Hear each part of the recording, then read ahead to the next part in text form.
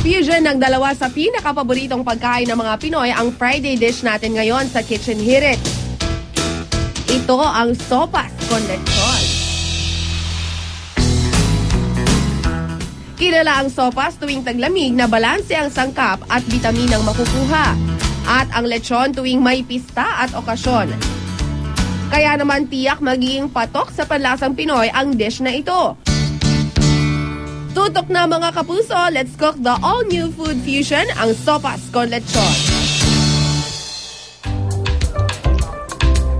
Come on! Sopas con lechon. Yan po ang lulutuin natin ngayon. Kaya mga misis, ihanda na ang panglista ng mga sangkap at para iluto ang masarap na patahing yan. Kasama natin si Chef Brooke Enriquez. Good morning, Chef. Good morning po. Ayan, lulutuin natin. Oh, may pinsan ko. Chef, pinsan. Ano ba? Sige nga. At paano ba natin lulutuin yung ating sopas con lechon? So, kanina po, ginisa na po natin yung bawang at sibuyas. Tapos, butter po muna. Minalit natin yung butter, bawang, sibuyas. Inadd natin yung celery. Tapos, ngayon po, Ito na yung lechon. yung buto-buto po. Buto-buto? Opo. Ayos ang buto-buto. Buto-buto at Oo. saka yung laman.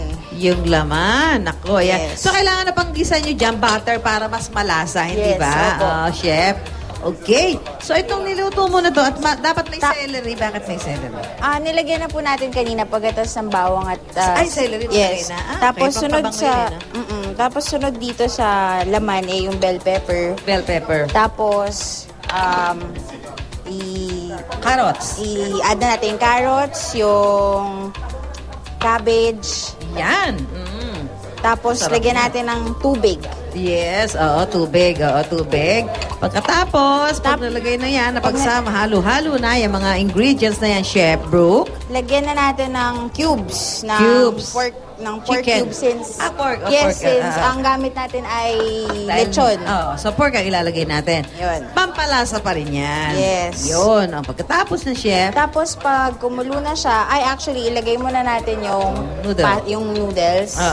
O yan, ang noodles mo ha, may kakaibang mga kulay. Yes. Para naman maging matuwa yung attractive mga sa kids. mga bata. Yes. Oo. Pag kulang yung water, dagdagan lang natin ng water, ng tubig. Tapos, pag kumulo na siya, pwede na natin ilagay yung gatas. Tapos, Ito ang evap milk. yes, yung evap. Oo, Tapos, ito na. Luto na yung ating... Ayan na ha. Luto na yung ating magkano yung ginastos mo yan? Sa ganyang kadami, chef, magkano magagastos mo? Ito, 700 pesos. Nag-range siya from 10 to 15 persons. Depende kung gaano kalakas kumain. So, eto na. Yung niluto natin. Salamat po. Chef Brooke Enriquez. Kaya kung kayo may special recipe na gustong ibahagi sa ating mga kapuso, i-post niyo yan at sa aming Facebook page at baka po yan yung ating mailuto. Ayan. Bakit naman yan, yan, dinala na pagkakaguluhan na yan, chef, yung niluto mong sopas con lechon. Ayan, pinagkakaguluhan na yan. Ito na. Anong kaguluhan ito? Good morning! Ano na si Madam? Doña Charito, kain po tayo ng sopas po. Sopas lang ang handa nyo? Ang may lechon. Yung may lechon po, social po kami dito. Abangan nyo si Doña Charita, makakasama natin siya sa ating US Celebrity Hot Here Is It live na live. Makakachika natin ng award-winning actress, Miss Jacqueline Jose. Abangan nyo po yan. Woo!